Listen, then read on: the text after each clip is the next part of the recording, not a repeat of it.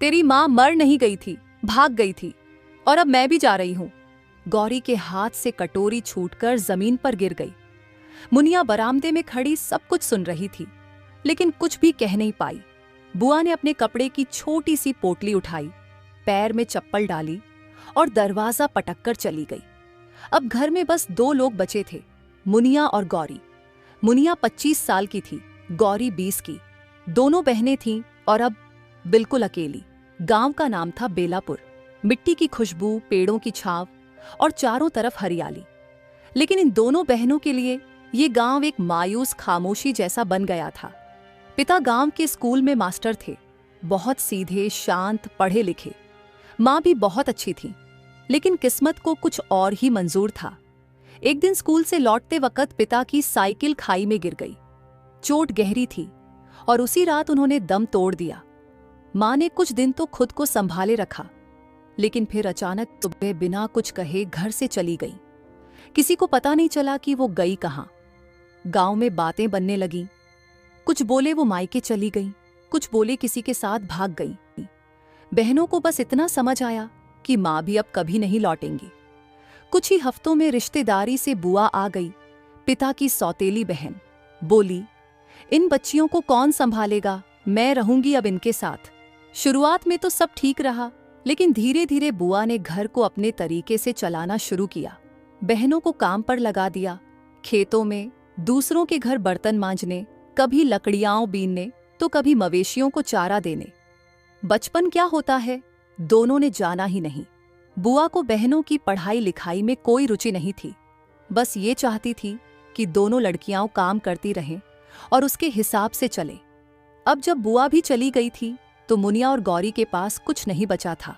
ना कोई परिवार, ना कोई मददगार, बस एक पुराना सा टूटा फूटा घर और थोड़े बर्तन। गौरी रोते हुए बोली, अब क्या करेंगे दीदी, अकेले कैसे जिएंगे। मुनिया ने गहरी सांस ली और बोली, अब अपने लिए कुछ करेंगे, किसी पर बोझ नहीं बनेंगे। अगले दिन सुबह दोनों ने घर की सफाई शुरू की। टूटी खाट बाहर निकाली, चूल्हे की राख साफ की, आंगन में झाड़ू लगाई, कुछ बर्तन मांजे और फिर मुनिया ने एक पुरानी लकड़ी की तख्ती पर कोयले से लिखा, घर का बना खाना, रोटियां, सब्जी, खीर। वो तख्ती घर के बाहर पेड़ से लटकाई गई। गांव में हलचल मच गई। इन बहनों को क्या हो गया है, बिना आदमी के कैसे जिएंगी, अब रोटियां बेचेंगी। किसी ने ताना मारा, किसी ने मजाक उड़ाया, लेकिन कुछ लोग चुपचाप सोचने लगे, खाना तो अच्छा ही होगा, मास्टर जी की बेटियां हैं। दोपहर को खेत से लौटते हुए 2 मजदूर उनके दरवाजे पर रुके, थके हुए थे। पूछा, बहन जी खाना मिलेगा। मुनिया मुस्कुराई, हाँ मिलेगा, थोड़ी देर बैठिए। गौरी भागकर अंदर गई, चूल्हे पर रोटियां सेंकी। मुनिया ने पास की कटोरी में मूंग की सब्जी डाली और खीर का थोड़ा हिस्सा कटोरी में रखा। दोनों ने मिलकर खाना परोसा। मजदूरों ने खाना खाया और जाते जाते बोले, कल फिर आएंगे। गौरी के चेहरे पर चमक थी और मुनिया को पहली बार अपने फैसले पर भरोसा हुआ। हर दिन 2-4 लोग आने लगे। गांव के चौकीदार, खेतीहर मजदूर, अकेले बुजुर्ग, सभी को मुनिया और गौरी के हाथ की रोटियां पसंद आने लगी। पैसे ज्यादा नहीं मांगती थीं, बस इतना कि चूल्हा जलता रहे और दोनों का गुजारा हो जाए। अब वो घर जो एक समय में वीरान लगता था, हर दोपहर खुशबुओं से भर जाता। लेकिन गांव है और गांव में सबको दूसरों की तरक्की रास नहीं आती। एक दिन सरपंच ठाकुर रणवीर सिंह खुद उनके दरवाजे पर आ गया। उसके साथ 2-3 आदमी भी थे।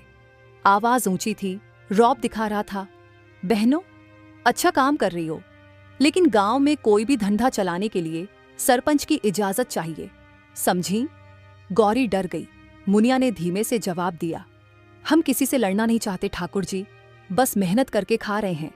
ठाकुर ने घूरते हुए कहा, बहुत समझदार बन रही हो, देख लो ये गांव है, यहां सबकी नजरों से बचकर कोई कुछ नहीं कर सकता। उसके जाने के बाद गौरी देर तक सहमी रही, रात को खाना भी नहीं खाया। अगली सुबह जब मुनिया उठी तो देखा दरवाजे की तख्ती टूटी पड़ी थी और चूल्हे की राख बिखरी हुई थी। कोई रात में आकर तख्ती तोड़ गया था। गौरी की आंखों में आंसू थे। हमसे सबको इतनी जलन क्यों है दीदी। मुनिया ने कुछ नहीं कहा। उसने टूटी तख्ती को उठाया, फिर से साफ किया और इस बार थोड़ा गाढ़ा अक्षर लिखा, इज्जत से खाना बनाते हैं, किसी से डरते नहीं। गांव में यह चर्चा फिर तेज हो गई।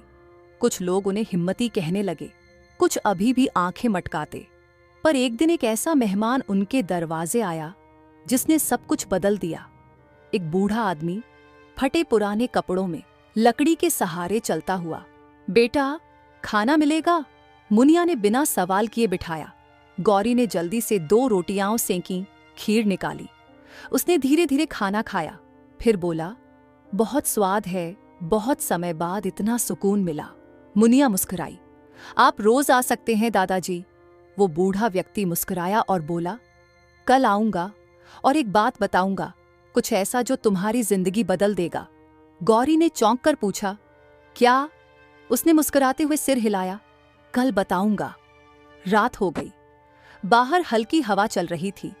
झोपड़ी के भीतर दीपक की लौ टिमटिमा रही थी। गौरी दीदी से सटकर लेटी थी। दीदी, लगता है कुछ अच्छा होने वाला है। मुनिया ने धीरे से कहा। हाँ गौरी, अब हमें डरना नहीं है, जो भी होगा सामना करेंगे। लेकिन उन्हें नहीं पता था कि अगले दिन जो सच सामने आने वाला है वो उनके बीते बचपन से जुड़ा एक बड़ा राज खोलेगा। अगली सुबह नीम के पेड़ के नीचे वही बूढ़े बाबा फिर से आए। मुनिया और गौरी ने उन्हें देखकर मुस्कुराहट छुपाई नहीं। आज पहली बार मुनिया के चेहरे पर थोड़ा सुकून था। गौरी दौड़कर बोली, आ जाइए दादाजी, खाना तैयार है। बाबा बैठ गए, लकड़ी का सहारा लिए। उन्होंने कहा, आज रोटी के साथ एक किस्सा भी है बेटा, बहुत पुराना, लेकिन तुम्हारा ही है। गौरी और मुनिया दोनों चौंकी। बाबा ने जेब से एक पुराना कपड़े में लिपटा कागज निकाला, धूप से पीला पड़ा हुआ, किनारे से फटा। मैं तुम्हारे बाबूजी का साथी था, रामकिशन नाम है मेरा। जब वो स्कूल में मास्टर थे तब हम साथ पढ़ाते थे। ये चिट्ठी उन्होंने ही दी थी। कहा था अगर कभी उन्हें कुछ हो जाए तो इसे बेटियों तक पहुंचा दूं। मुनिया की उंगलियां कांप गईं। उसने कागज को धीरे धीरे खोला। वही लिखावट जो कभी घर की दीवार पर टंगी नोटबुक में देखी थी। गौरी ने पढ़ना शुरू किया। मेरी बेटियों के लिए, अगर कभी यह पत्र तुम्हारे हाथ लगे तो समझना कि मैं कहीं नहीं गया। मैं हर उस सांझ तुम्हारे पास हूं जब तुम थककर चूल्हे के पास बैठती हो, और हर उस सुबह जब तुम अपने सपनों को संभालती हो। गौरी की आंखों से आंसू बह निकले। बाबा ने उनकी ओर देखा और कहा, तुम्हारी मां कहीं भागी नहीं थी बेटा। उसे इस गांव के ठाकुर रणवीर ने जबरदस्ती घर से निकलवाया। तुम्हारे बाबूजी ने गांव में हो रहे जमीन के झूठे सौदों का विरोध किया था और ठाकुर को यह बर्दाश्त नहीं हुआ। उसने बदला लेने के लिए तुम्हारी मां पर झूठे आरोप लगाए और समाज से उसे अलग करवा दिया। तो मां चली क्यों गईं? मुनिया ने कांपती आवाज में पूछा। इसलिए ताकि तुम दोनों पर कोई आंच ना आए। तुम्हारी मां जानती थी कि अगर वो रहेगी तो ठाकुर तुम्हें नुकसान पहुंचा सकता है। वो गई, लेकिन दूर से सब देखती रहीं। और तुम्हारे बाबूजी, उन्होंने मुझे ये पत्र देकर कहा था कि अगर उनके बाद कभी बेटियां सच की राह पर चलें तो मैं उन्हें सब सच बता दूं। गौरी के आंसू अब रुक नहीं रहे थे। हमने हमेशा सोचा कि मां हमें छोड़ गई। नहीं बेटा, बाबा बोले, तुम्हारी मां ने तुम्हें बचाने के लिए खुद को मिटा दिया। उसी दिन से मुनिया ने फैसला कर लिया, अब ना डरना है ना झुकना। अगली सुबह गांव के चौपाल में भीड़ लगी थी। मुनिया अकेले वहां पहुंची, हाथ में बाबूजी की चिट्ठी और रामकिशन बाबा को साथ लिए। उसने सबके सामने चिट्ठी पढ़ी। गांव वाले हैरान रह गए। तुमने हमें बरसों तक झूठ में रखा ठाकुर जी, गांव के मास्टर जी बोले, और इन बहनों को बदनाम समझते रहे। असली गुनाहगार तो आप निकले। ठाकुर रणवीर कुछ बोल नहीं सका। लोगों का गुस्सा अब खुलकर फूट रहा था। पंचायत बैठी और पहली बार गांव की औरतों ने भी आवाज उठाई, अब ये बहनें अकेली नहीं हैं, ये हमारी इज्जत है। इनका अपमान अब हमारा अपमान होगा। कुछ ही दिनों में ठाकुर को सरपंची से हटाया गया। गांव में एक नया मोड़ आ गया। गौरी अब गांव के बच्चों को पढ़ाने लगी। उसे स्कूल में सहायक शिक्षक की जगह मिल गई। मुनिया ने अपने छोटे से रसोई घर को एक ढाबे का रूप दे दिया। नाम रखा, सच की रसोई। हर दिन गांव के मजदूर, बुजुर्ग, बच्चे वहां खाना खाने आते। कोई पैसा देता, कोई सब्जियां। सबका दिल जुड़ गया था उन बहनों से। रामकिशन बाबा वहीं रहने लगे, जैसे उनके जीवन के अधूरे अध्याय को पूरा करने आए हों। एक दिन एक बुजुर्ग ग्राहक ने खीर खाते हुए कहा, बेटा, ये सिर्फ खाना नहीं है, ये संघर्ष की मिठास है। गौरी ने हंसते हुए कहा, दादाजी, अब डर नहीं लगता। माँ और बाबूजी हमारे साथ हैं, और गांव भी। कई सालों बाद जब गांव के बच्चे बड़े हुए तो उन्होंने अपनी किताबों में मुनिया और गौरी की कहानी पढ़ी, और माँ बाप अपने बच्चों को कहते, अगर कभी मुश्किल लगे तो मास्टर जी की बेटियों को याद करना, जिन्होंने सब कुछ खोकर भी खुद को कभी नहीं खोया। और इस तरह दो बहनों की वो सूनी जिंदगी गांव की सबसे गहरी मिसाल बन गई। सीख, कभी कभी जिंदगी हमें अकेला कर देती है, लेकिन अगर हम सच के साथ खड़े रहें तो वही सच एक दिन हमारी सबसे बड़ी ताकत बन जाता है।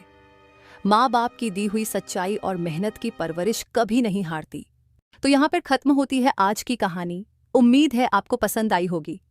लाइक और सब्सक्राइब करना ना भूलें। धन्यवाद।